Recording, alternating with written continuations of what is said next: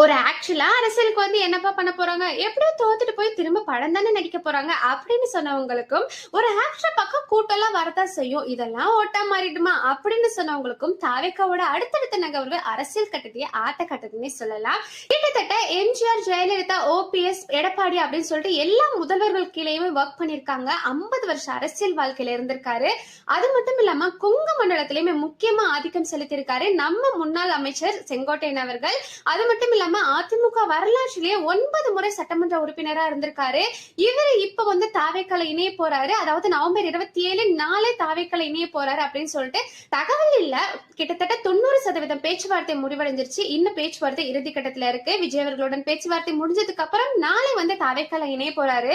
நிறைய பேர் தாவேக்கால இணைய வந்தாங்க. ஆனா ஒரு சில பேத்துக்கு தாவேக்கா சார்பில் மறுப்பு தெரிவிக்கப்பட்டுச்சு. ஆனா செங்கோட்டையன் அவர்களுக்கு மறுப்பு தெரிவிக்கப்படல. அவங்க இப்ப தாவேக்கால இணைய போறாங்க. சப்போஸ் இணைஞ்சா அவங்களுக்கு நிறைய முக்கியமான பதவியும் தாவேக்கா சார்பில் வழங்க போறாங்க அப்படின்ற தகவலுமே வெளியாயிருக்கு.